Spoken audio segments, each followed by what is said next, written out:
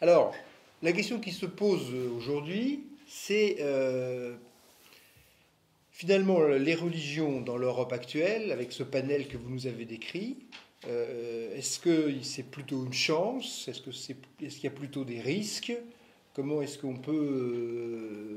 peut essayer d'appréhender la question? Alors c'est une très vaste question, hein.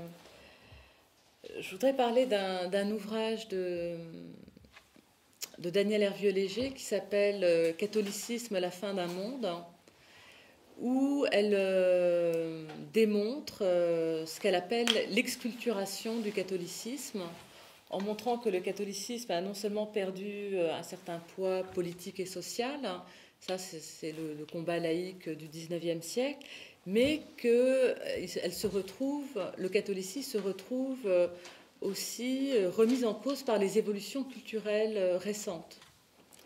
Et à mon sens, les religions, et l'Église catholique en particulier, ont à faire face à trois défis anthropologiques majeurs.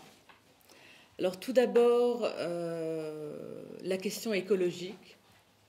Alors les trois monothéismes sont des religions anthropocentrées, ou qui conçoivent l'homme comme maître et possesseur de la nature. Et les défis actuels amènent plutôt à une vision de protection et de respect de la création. Donc ça, c'est le premier défi. Le deuxième défi, c'est la société de consommation. C'est-à-dire la société de consommation, c'est une société d'abondance où le bien-être matériel est possible ici-bas, alors que les religions monothéistes sont des religions de salut et qui sont tournées vers un accomplissement dans l'au-delà. Et donc c'est ce qu'on appelle la mondanisation des religions, c'est-à-dire que de plus en plus, les religions doivent se penser comme permettant à l'homme d'être heureux ici et maintenant. Et par exemple, quand on regarde les enquêtes européennes sur les valeurs, on s'aperçoit que la croyance au paradis, à l'enfer, est extrêmement basse. Et en contrepartie, je pense à toute une offre éditoriale spiritualiste qui a énormément de succès. C'est tous ces écrits qui parlent du bonheur. Je pense à l'ouvrage de Mathieu Ricard, ce moine bouddhiste plaidoyer pour le bonheur, aux travaux de Frédéric Lenoir ou même d'André Comte-Sponville. Il y a une redécouverte des spiritualités, des sagesses antiques, qui sont des manières de comment bien vivre ici-bas. Et le bouddhisme aussi a ce tropisme. Et puis, dernier grand défi, c'est le grand phénomène de la deuxième partie du XXe siècle, c'est la libération des femmes et l'évolution des mœurs.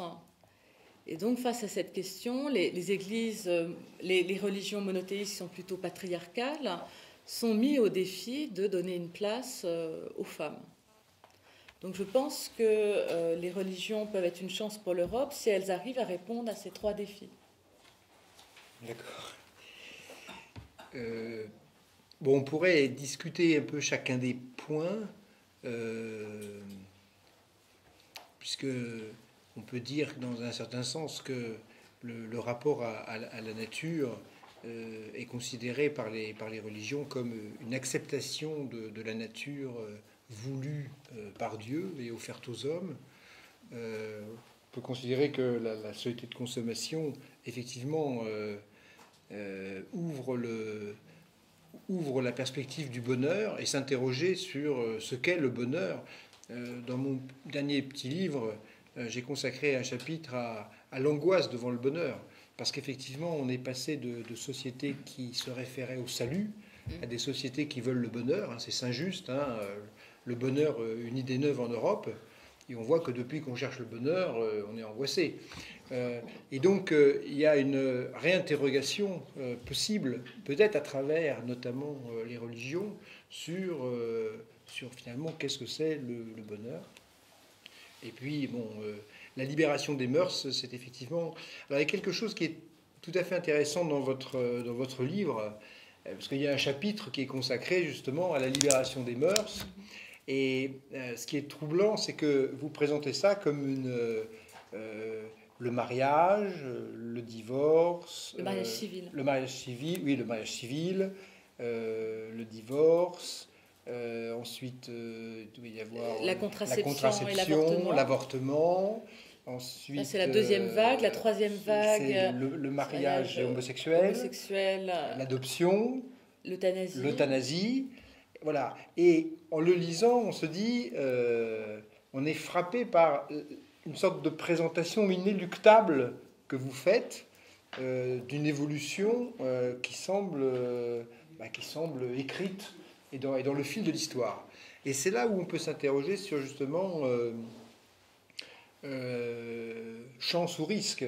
C'est-à-dire, est-ce que cette évolution, à un moment, ne doit-elle pas être interrogée? Est-ce que finalement, il n'y a pas une interrogation à un moment sur cette évolution est-elle bonne en soi?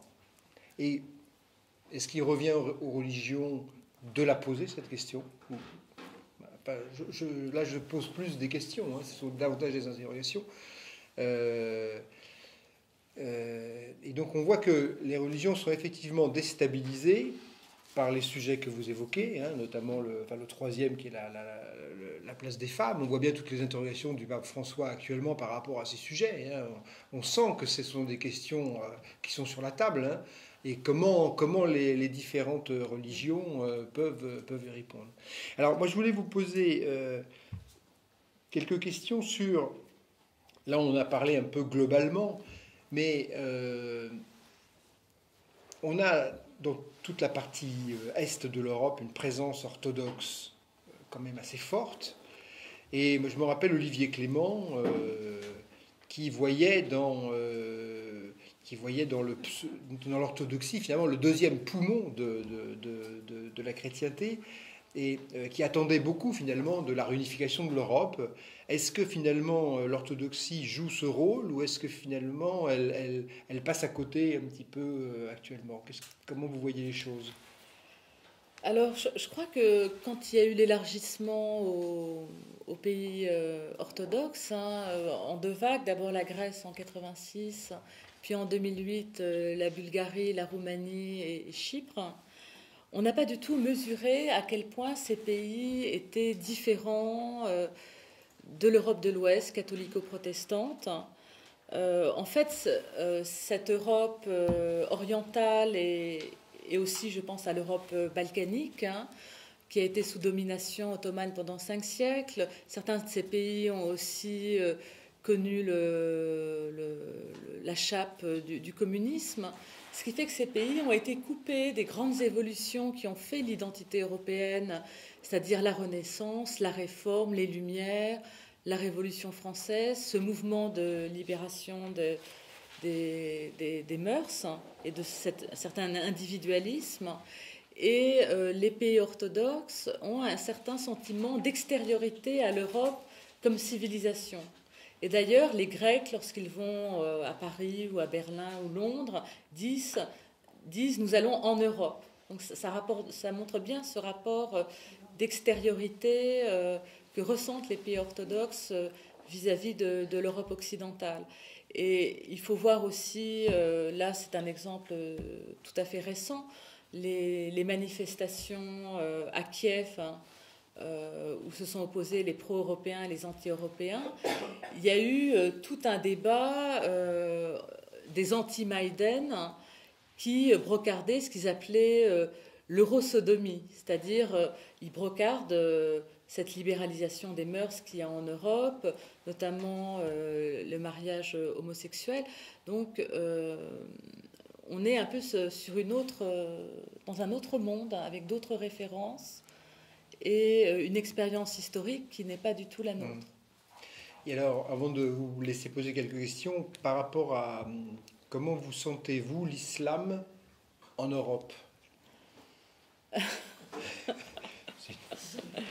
Préciser, parce que c'est tellement... La question c'est, on voit qu'il y a une certaine présence musulmane en Europe. On voit aussi le contexte géopolitique international, tous les raidissements, cette jeunesse qui envoie qui part parfois en Syrie. Bon. Et donc la question qui se pose, me semble-t-il, c'est est-ce que elle se pose dans les deux sens, c'est-à-dire est-ce que l'islam peut influencer d'une certaine façon le cours européen, est-ce qu'il y a des éléments de radicalisme qui peuvent, qui peuvent nous influencer? Et à l'inverse, est-ce que, bien qu'on vive avec l'idée d'un raidissement et d'un radicalisme musulman, est-ce que la terre d'Europe n'est pas finalement une sorte de laboratoire pour un islam qui serait capable de se remettre en cause et de réfléchir à ses propres dogmes en quelque sorte. On voit que toujours dans ce dialogue interreligieux de terrain que nous avons dans l'Est parisien, nous avons affaire à des musulmans de la mosquée Omar dans le 11e, et ces gens sont habitués à vivre dans le quartier. Ils voient qu'il y a des élections, ils voient le rapport que nous avons, nous, Européens, entre hommes et femmes.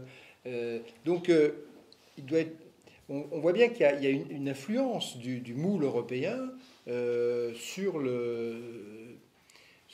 l'islam.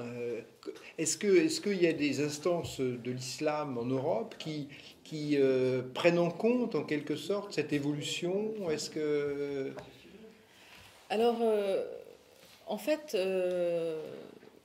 dans la vision musulmane des choses, classiquement, il y a une opposition entre Dar el-Islam, qui est la maison de l'islam et qui est la terre de la paix, et Dar el-Harb, qui est la maison de la guerre, et qui est le domaine des infidèles. Et il y a eu toute une réflexion chez des penseurs musulmans pour imaginer un troisième espace qui serait ce qu'ils appellent la terre du pacte. Et il y a certaines organisations et certains intellectuels musulmans qui réfléchissent à définir ce qu'ils appellent une charia de minorité, c'est-à-dire permettre à l'islam de s'acculturer dans un pays où l'islam est minoritaire.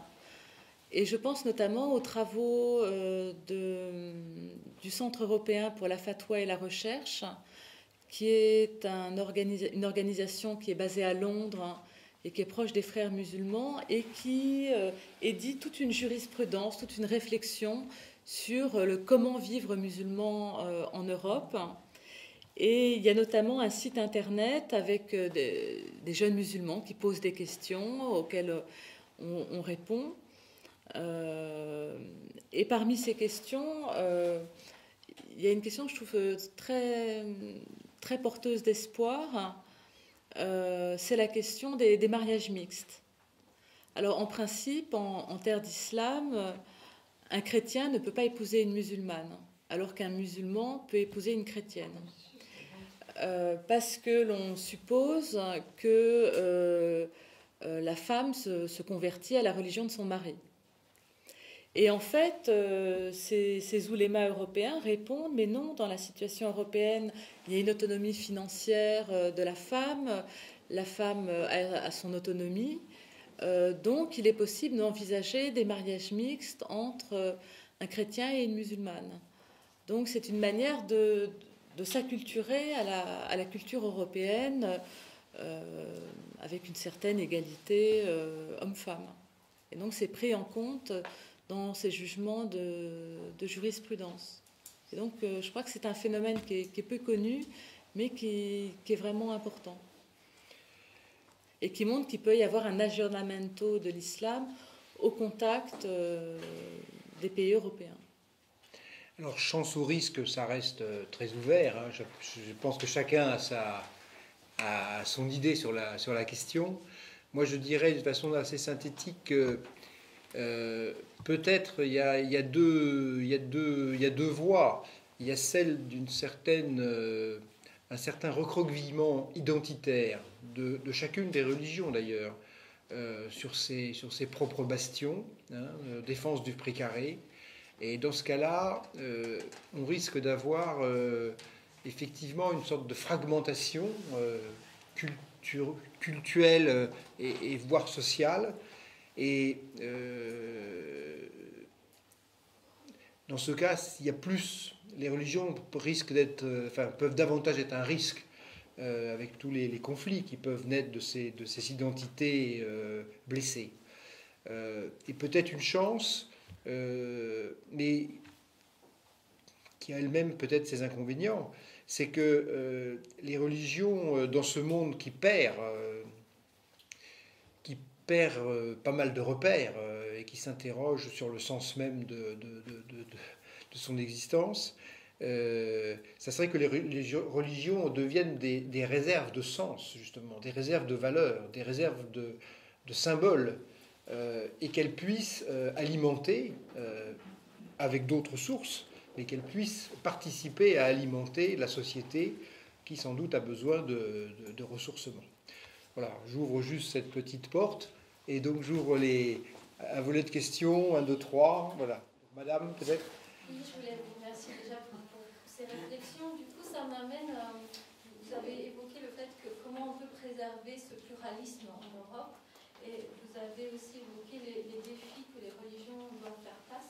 Je me demande s'il n'y a pas un autre défi auquel les religions doivent faire face, qui serait justement la préservation et la promotion de ce pluralisme religieux dans un respect profond de la croyance et de chacun, de l'héritage spirituel, je dirais, à l'humanité. Et donc le défi serait le préjugé religieux de le combattre, ou en tout cas la préservation ou la promotion de l'unité.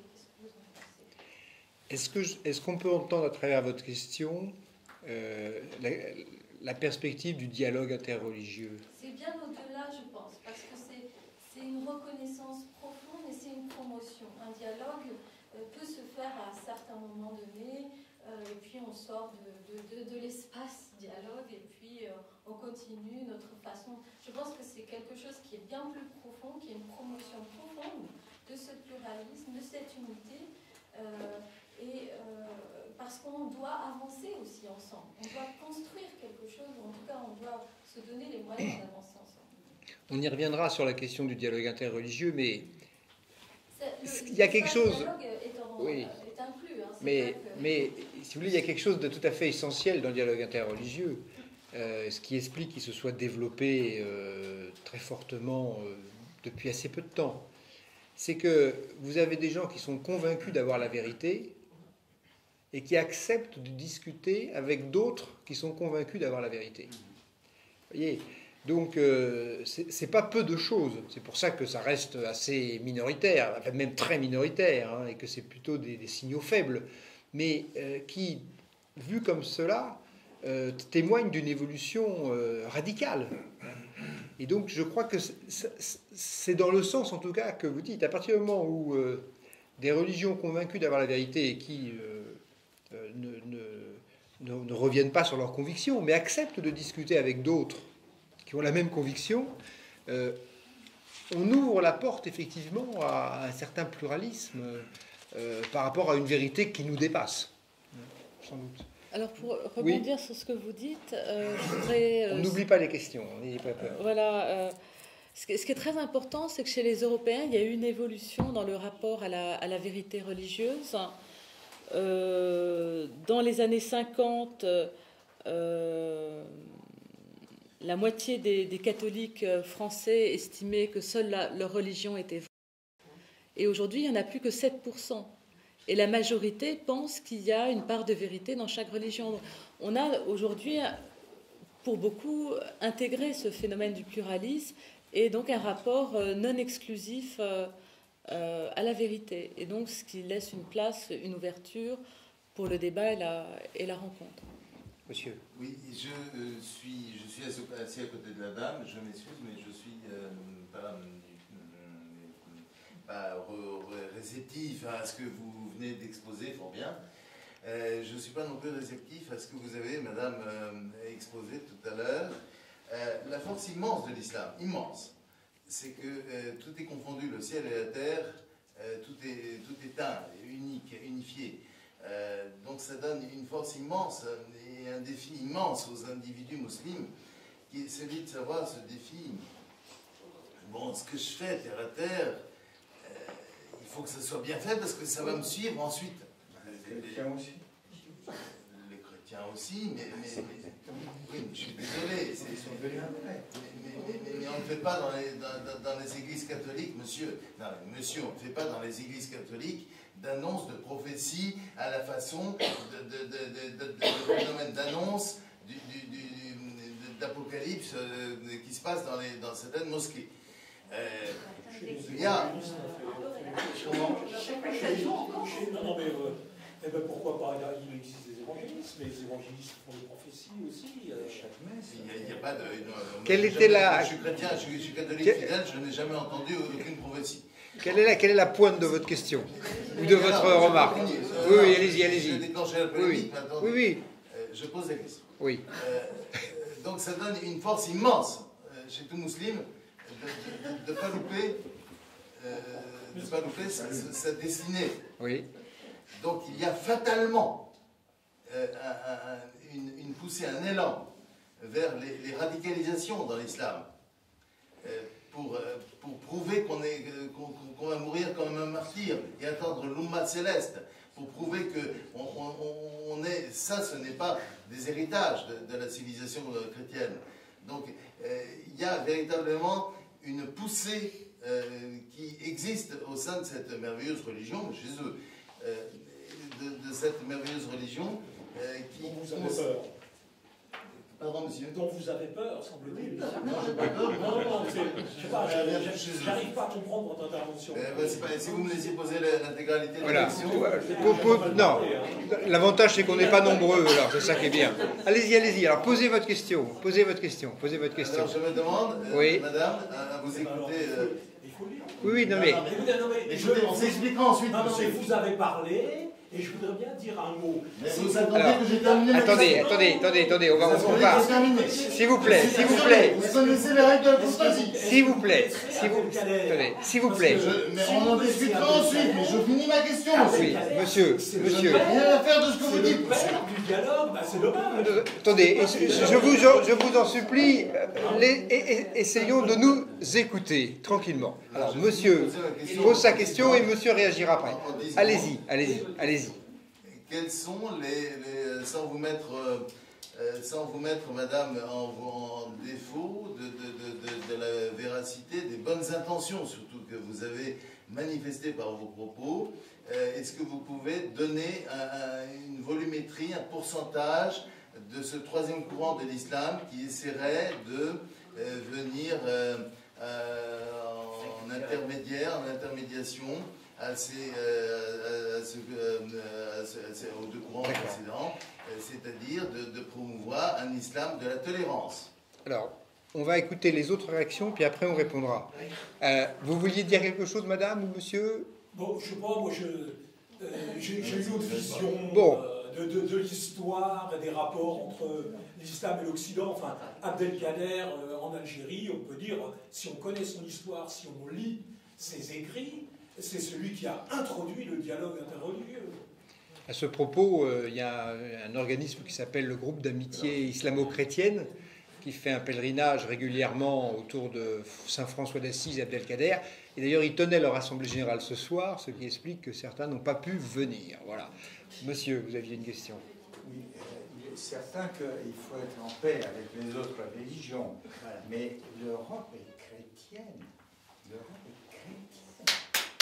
Eh bien, et il faut, pour l'amour du bon Dieu, vous ne pensez pas que l'Europe continue à fonctionner sur sa lancée d'esprit chrétien, qu'on est en train de saccager, et au moment où on va baisser ce niveau de christianisme en Europe, sous un certain niveau, eh bien l'Europe va s'effondrer, va disparaître.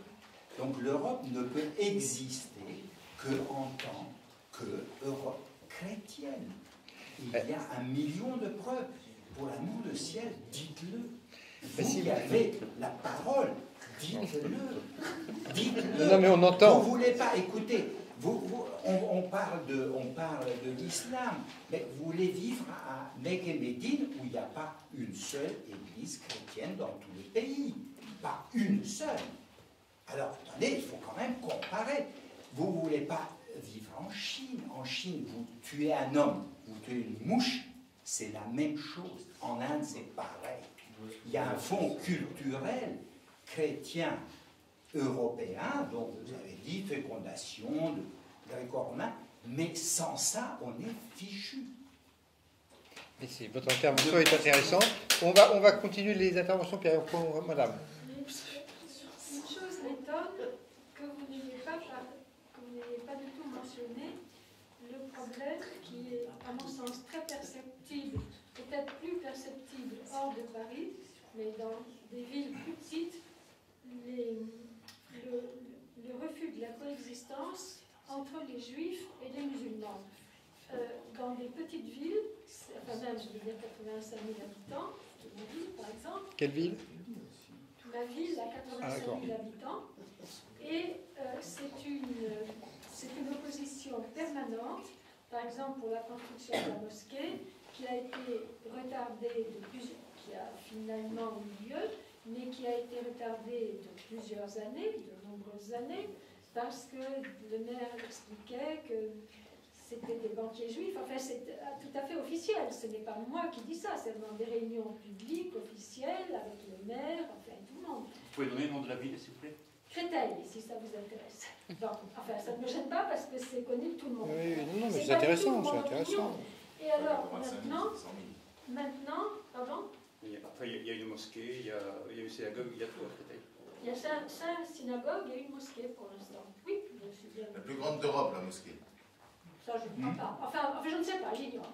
Mais alors, ce que je veux dire, c'est que, par exemple, les Juifs disent tout à fait officiellement que la présence de la mosquée dévalue leurs appartements, qui sont de l'autre côté du lac, pour ceux qui connaissent Créteil.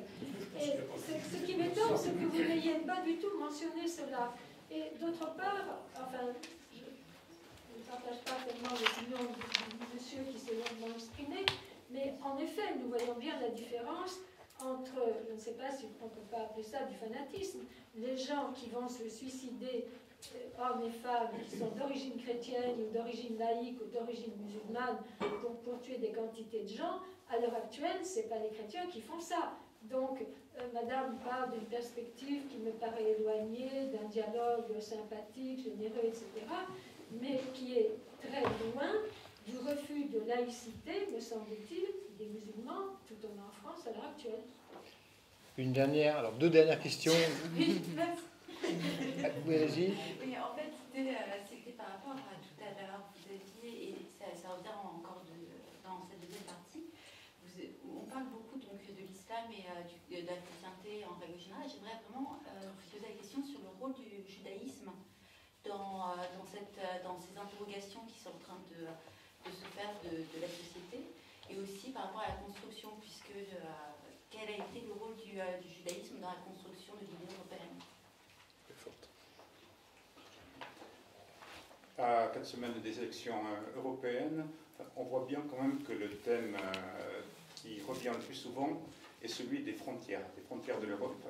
L'Europe qui est Europe à 6, l'UMP aujourd'hui disait Europe à 28, bon, il y a l'OTAN qui est transatlantique. Enfin, est-ce que dans les positions politiques aujourd'hui qui peuvent s'exprimer sur un objectif des frontières de l'Europe de l'Occident, est-ce qu'il y a une influence de la sensibilité religieuse, de l'ouverture à l'œcuménisme? Enfin, est-ce que c'est parce qu'il est clair que selon telle ou telle frontière de l'Europe de l'Occident, les chiffres que vous donniez, par exemple, sur le poids relatif des religions, des spiritualités, des cultures, ne seraient pas exactement les mêmes. Donc, est-ce qu'aujourd'hui, ce débat qu'on a ce soir a une relation avec le débat politique sur les élections européennes? Bon, on prend votre question, madame, et puis après, on passe. Simplement, par rapport à la maison du pacte là, que vous évoquiez, quelle serait la part d'influence de l'islam qui se réclame de la ligne de l'Agacan.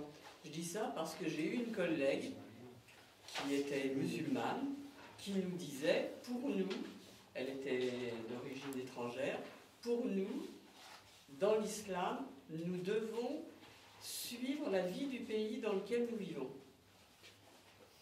Donc, aucun problème. Oui, c'est la règle du Coran, ça, me semble-t-il. Bon, on va essayer de répondre en quelques mots à ces énormes questions. Allez-y. On n'a pas parlé juifs musulmans. Moi, alors là, je réponds à titre personnel. Hein. Traditionnellement, historiquement, il y a plutôt une bonne coexistence entre juifs et musulmans. Ce qui perturbe complètement cette histoire, c'est le conflit israélo-palestinien. Tant que le conflit israélo-palestinien n'est pas réglé, et malheureusement il n'en prend pas la voie, on a un abcès terrible puisqu'il perturbe la géopolitique mondiale, il perturbe les relations dans les quartiers, parce qu'il y a les juifs d'un côté, il y a les musulmans. Voilà. Oui. C'est un élément, mais en même temps, si vous voulez, voilà, c'est effectivement une donnée qu'il faut prendre en compte dans le paysage religieux. Sur l'Europe chrétienne, j'y reviens pas, c'est le débat sur les racines chrétiennes. Pour moi, le christianisme est un élément de ciment de l'Europe. Mais je ne dirais jamais que l'Europe est chrétienne. L'Europe elle a eu un moment qu'on a appelé la chrétienté, où on pourrait dire l'Europe a été chrétienne. Mais aujourd'hui, on ne peut pas dire que l'Europe est chrétienne. Et ça rejoint d'ailleurs une des questions sur les frontières. L'élément religieux, il intervient dans le débat sur la Turquie. Parce que, je crois que c'est Giscard d'Estaing, à un moment, qui avait dit « mais on ne pourra pas faire venir la Turquie parce que nous sommes une Europe, nous sommes chrétiens ». Et la Turquie, elle pose effectivement la question. Moi, je n'ai pas la réponse, mais elle pose la question. Soit on se définit comme une Europe chrétienne, et effectivement, on ne pourra jamais travailler avec la Turquie. Mais en quoi sommes-nous une Europe chrétienne à partir du moment où, comme on vient de le voir, il y a un spectre aussi diversifié de nos religions. Soit l'Europe n'est pas un cercle chrétien, elle est un cercle laïque, sécularisé, et auquel cas, en soi, ce n'est pas un problème d'accueillir en son sein un État qui serait majoritairement musulman, puisqu'elle a déjà des minorités musulmanes très importantes dans certains pays. Et qui est un État laïque, il faut pas l'oublier. Et qui se définit comme... Qui se définit... Bon, voilà. Donc, voilà, enfin, on voit bien toute la problématique de la Turquie qui n'est pas simple, et qui, je vous le rappelle, dans les critères énoncés à Copenhague sur finalement qui peut faire partie de l'Union européenne, les critères principaux, c'est grosso modo les droits de l'homme. Un pays qui applique les droits de l'homme est un pays qui a vocation à rentrer dans l'Europe. Alors, ça laisse beaucoup de questions ouvertes sur les frontières. Sur le rôle du judaïsme,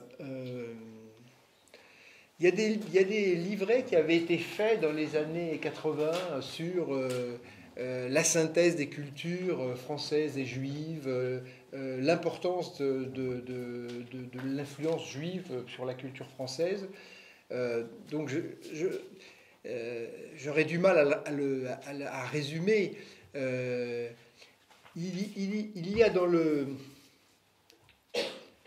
Je vais vous donner un petit exemple.